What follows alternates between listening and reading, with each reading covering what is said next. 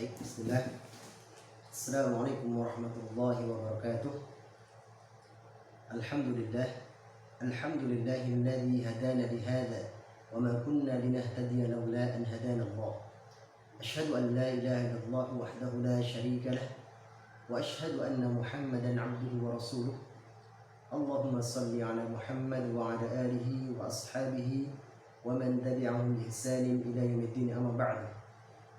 Alhamdulillah, segala puji bagi Allah Subhanahu wa taala yang senantiasa memberikan kita semua berbagai macam kenikmatan sehingga kita bisa sampai detik ini merasakan nikmat-nikmatnya Allah taala berikan pada kita, terutama adalah nikmat sehat dan waktu luang, di mana kedua nikmat ini adalah banyak sekali dilalaikan oleh kebanyakan manusia. Sebagaimana sabda Nabi sallallahu alaihi wasallam, ni'matani maghbun fihima katsirun nas, as-sihhat wal faragh. Dua nikmat yang banyak sekali manusia lalai darinya, yakni nikmat sehat dan waktu luang. Semoga juga salawat dan salam senantiasa tercurah kepada Nabi kita Nabi Muhammad sallallahu alaihi wasallam beserta keluarganya, para sahabatnya dan para pengikutnya yang istiqomah di dalam menjalankan sunnah-sunnahnya hingga yaumul qiyamah. Baik, ikhwas sekalian yang dirahmati Allah Subhanahu wa taala. Pada kesempatan video kali ini kita akan sedikit membahas tentang makharijul huruf, dan kita akan belajar tata cara pengucapan beberapa huruf dari huruf hijaiyah, yang semoga dengan adanya video ini membantu ikhwas semuanya untuk belajar cara pengucapan huruf yang baik ketika hendak membaca Al-Quran. Tetapi sebelum kita mulai, jangan lupa untuk like dan subscribe video ini agar menjadi berkah buat kita semua ya. Dan semoga apa yang kita lakukan ini menjadi amal jariah buat kita semua. Baik, hari ini kita akan sedikit belajar untuk beberapa makhraj ya yang berhubungan dengan tenggorokan ya. Yang pertama kita bahas adalah makhraj tenggorokan, di mana tenggorokan ya, ini saya umpamakan ini adalah leher kita ya, ada bagian bawah ya, dan ada bagian tengah dan ada bagian ujung ya, ini atau di atas ya. Di sini di bagian ini maka dia ada keluar huruf H dan huruf Hamzah ya, H dan Hamzah. Kemudian untuk yang tengah ini maka dia keluar huruf H dengan huruf Ain ya. Kemudian yang terakhir yang atas, bagian atas, maka dia keluar huruf O dan huruf Ro. Nah, perhatikan di halak atau tenggorokan kita, yakni leher kita ya. Di sini ada 3 bagian. Bagian yang paling bawah ya, ini ada 2 huruf yang keluar dari sini. Perhatikan tata cara pengucapan dua huruf ini. Yang pertama perhatikan ketika mengucapkan huruf ini, bibir kita ya. Perhatikan ha seperti itu. Jadi kenapa seperti itu? Karena dia hurufnya tipis. Tidak boleh kita mengucapkan ha sama ya, tapi ha karena kebanyakan nanti ketika kita mengucapkan huruf hijaiyah, mulut kita seperti tersenyum ya, melebarkan bibir kita ya. Saulan ha ya. Dan ketika mengucapkan huruf ini juga tidak boleh berlebihan ketika nanti dia sukun ya. Perhatikan ketika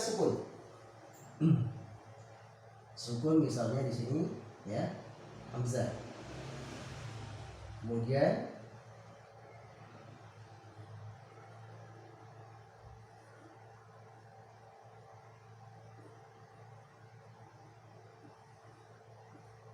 perhatikan cara pengucapannya. Ketika sebelum hak sukun itu fathah, maka perhatikan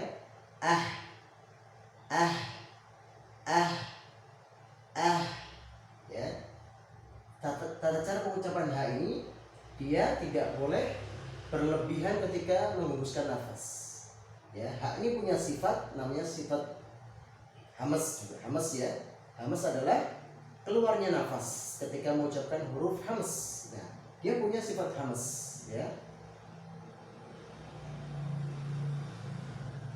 Huruf hams itu ada beberapa, yaitu fahattahu syakhsun sakat, ya. Huruf H ini punya sifat hams, yakni udara keluar. Ini keluar udara, ya. Maka ketika mengucapkan huruf ini, maka dia harus ada udara yang keluar, ya. Kemudian juga H ini punya sifat namanya sifat rokhawah. Apa sifat rokhawah? Sifat rokhawah adalah sifat mengalirnya suara. Jadi suaranya ini tetap mengalir, tidak terpotong, tidak terhenti, ya. Kita mengucapkannya ketika sukun, ya, lancar. Ini namanya sifat rokhawah, ya, ini suara mengalir. Berbeda dengan mungkin nanti ada huruf yang dia tidak punya sifat mengalir atau sifat rokhawah. Ini contohnya misalnya ja, aji, maka tidak mengalir. Ba, ad, ya. Ta, at, nggak mengalir. Tapi ini sifat rokhawah punya, maka dia akan mengalir. Dan juga H ini punya sifat istifal. Istifal ini adalah artinya lidah itu turun. Maka setiap huruf istifal dia senantiasa tipis. Mau dia sebelumnya fathah, sebelumnya kasroh, sebelumnya dhammah, maka dia hurufnya tipis. Maka ketika mengucapkan perhatikan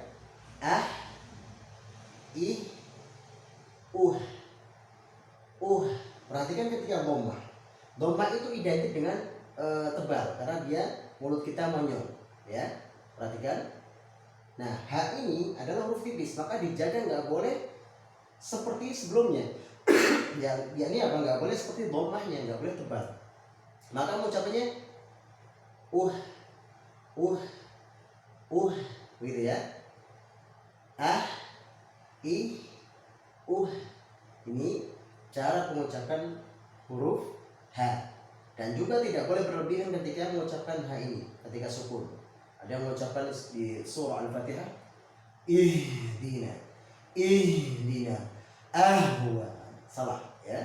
Tapi sedang saja karena tidak boleh takalluf di dalam pengucapan huruf-huruf atau ketika membaca Quran. Maka biasa saja ya. Ihdina, ya. Ahwa'ahum huda. Jadi tidak berlebihan, tetap mengalir, tetap ada suara hams dan rokhawahnya, ada sifatnya, ya. Tetapi tidak boleh berlebihan. Ini berlebihan, ya. Biasa saja. Juga tidak boleh sama dengan huruf ini H, ya. Banyak orang salah terjatuh ketika mengucapkan huruf H ini, dia larinya ke H, ya. Jadi salah. Tapi kalau H, karena di atasnya, H di bawah, jadi di tenggorokan yang bawah. Kalau H di tengah, maka berbeda bunyinya, ya. Ahsani, ya. Thumma radadnahu asfala safilin. Wa laqad khalaqnal insana fi ahsani taqwim. Ahsani taqwim. Berbeda dengan H. Ihdina. Ya. Ihdina. Ya, ini tata cara pengucapan huruf H. Sekali lagi, kita ulang.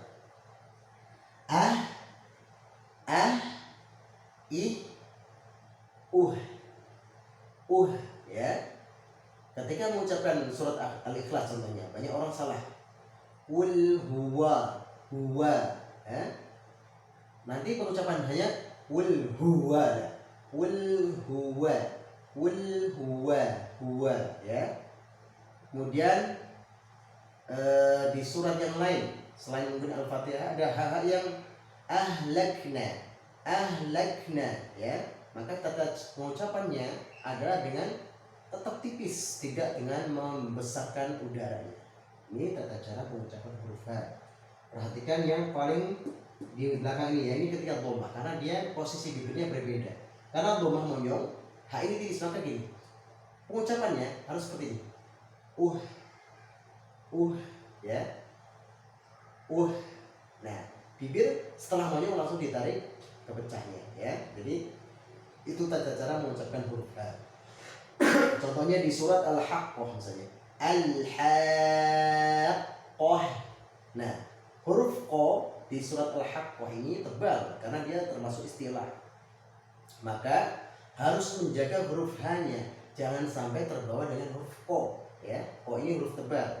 Dan rata-rata kalau kita tidak menjaga, yang tebal ini mengalahkan yang tipis. Artinya yang tipis ketarik, H-nya ini ketarik, sehingga banyak yang salah ketika mengucapkan surat Al-Haqqah ayat 6.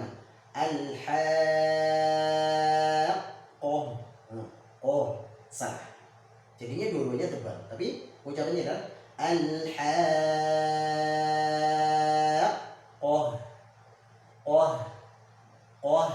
Ya, seperti itu tata cara pengucapan H. Mal-Haqqah. Ya. Wa ma adraka mal-Haqqah. Itu tata cara pengucapan huruf H. Kemudian yang kedua, yakni huruf hamzah. Huruf hamzah ini, ya, sama dengan kalau kita memakai mushaf Indonesia, dia biasanya disamakan dengan alif, ya, dengan seperti ini, ya.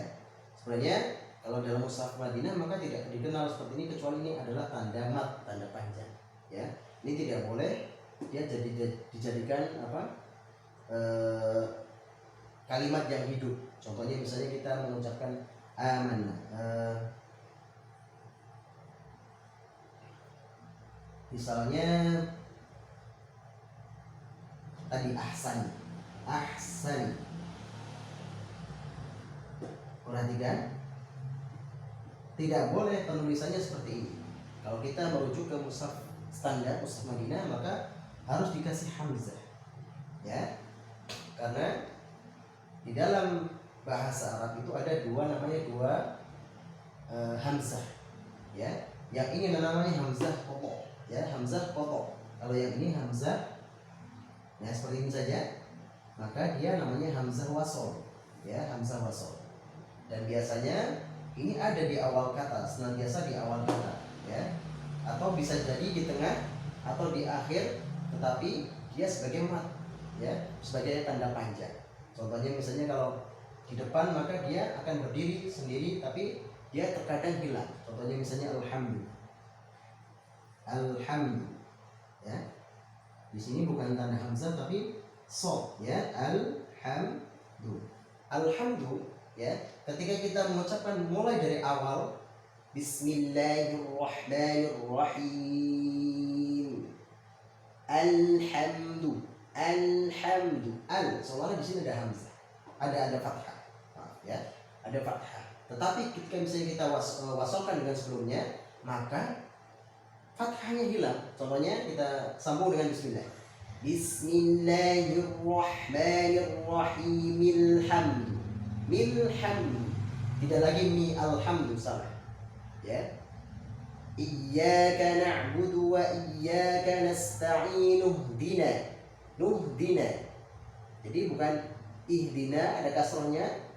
Iyyaka na'budu wa iyyaka nasta'in, ihdina, salah. Tapi diwasolkan langsung, seolah-olah hamzah di sini tidak ada, karena namanya juga hamzah wasol. Ketika wasol atau ketika disambung, maka akan hilang hamzahnya, ya. Berbeda dengan hamzah qata. Hamzah qata ini ketika waqaf, ketika wasol, maka tetap ada, ya. Laqad khalaqnal insana fi ahsan. Jadi tetap ada hamzahnya, karena ini hamzah qata. Membedakannya antara hamzah qata dengan hamzah wasol, biasanya hamzah qata di atasnya ada hamzah, ya. Kalau hamzah wasol biasanya di atasnya ada tanda seperti so. Nah, ini berbeda, ya. Maka ketika menulis baiknya, ya, ketika memang dia hamzah wasol, tulis dengan seperti ini. Jangan dihilangkan hamzahnya, ya, tapi tulis seperti ini, ya. Itu hamzah wasol. Nah, pengucapan hamzah atau hamzah wasol ini ya, yang kita maksud di sini adalah hamzah wasol, hamzah koto ya, hamzah koto. Pengucapan hamzah koto ini dia makhrajnya adalah di bawah atau di tenggorokan yang bawah seperti H. Maka ketika pengucapannya a, perhatikan bibir kita. Jangan o, enggak, tapi begitu ya. Nah, ketika nanti sukun ya, contohnya seperti misalnya H ini, kita rubah. Ketika sukun ya, misalnya hamzah ini sukun, maka dia mengikuti harokat sebelumnya. Jadi bibir kita itu mengikuti harokat sebelumnya. Ya. Perhatikan. Jadi mengikuti harokat sebelumnya. Fathah. Ya, kasroh. I, dhammah. U. Nah, ini tidak berubah. Ya, tidak seperti H tadi. Kalau H, tapi untuk dhammah maka dia mengikuti harokat sebelumnya. Dan hamzah ini hati-hati, jangan sampai sama dengan huruf ini, ain. Ya, harus jelas. Banyak kan di antara kita tata cara membaca hamzah ini seperti ain, ya, dan ini salah karena hamzah ini tidak seperti ain. Hamzah ini berbeda, dia makhrajnya di bawah tenggorokan yang bawah. Ya, berbeda ain di atasnya. Ya. Contohnya misalnya alhamdu atau misalnya ihdina, salah tadi alhamdu, ihdina ya begitu. Ahsan ya, an'amta, bukan an'amta tapi an'amta. A I U. Nah, perhatikan dia tidak mental, tidak lunak pula seperti ain. Kalau ain dia anak lunak.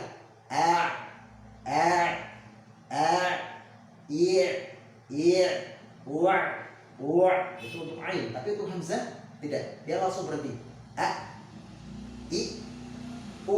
Nah, perhatikan seperti ini. I U. Nah, ini tidak ada mental, tidak ada bergeser-geser. Berbeda dengan ain. Wa ini bergeser ya, karena dia sifatnya lunak untuk ain ya. Mungkin ini untuk pembahasan hari ini ya. Kita ulang tata cara mengucapkan H dengan hamzah ya. Perhatikan ketika H, hi, hu ya. Ketika sukun I, ya.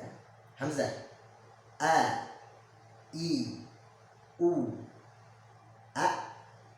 I, U. Perhatikan tetap ya. Sekarang kita latihan dengan nada ya. Ikutin ya. Dari H. Hi hu bah, hu han hani ha na, hu han hani ha na, minal muh. Nah, perhatikan. Minal muhni, mahihan haniha. Ingat ya.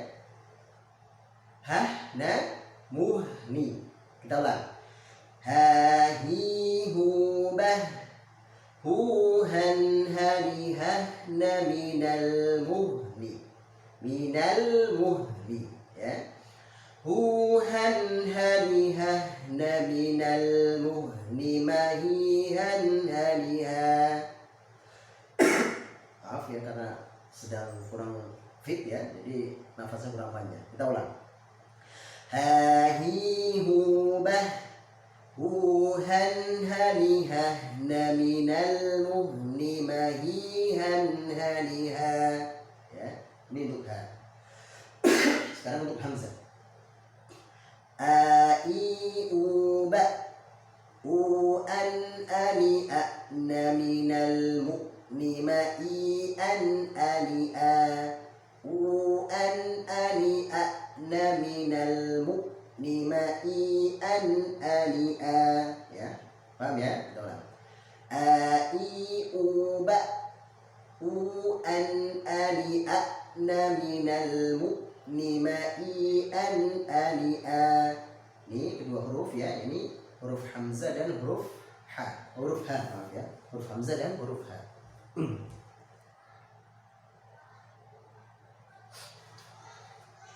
Baik, cukup sekian untuk video kali ini.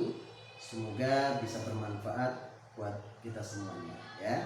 Jangan lupa untuk like ya, Anda like, kemudian jangan juga tekan subscribe ya, agar bermanfaat buat kita semuanya ya. Mohon maaf kalau ada kesalahan, silahkan kritik dan saran nanti bisa lewat WhatsApp ke nomor saya, nanti akan ada di deskripsi ya. Baik, demikian. Wassalamualaikum warahmatullahi wabarakatuh. Wa akhiru da'wana alhamdulillahi rabbil alamin. Assalamualaikum warahmatullahi wabarakatuh.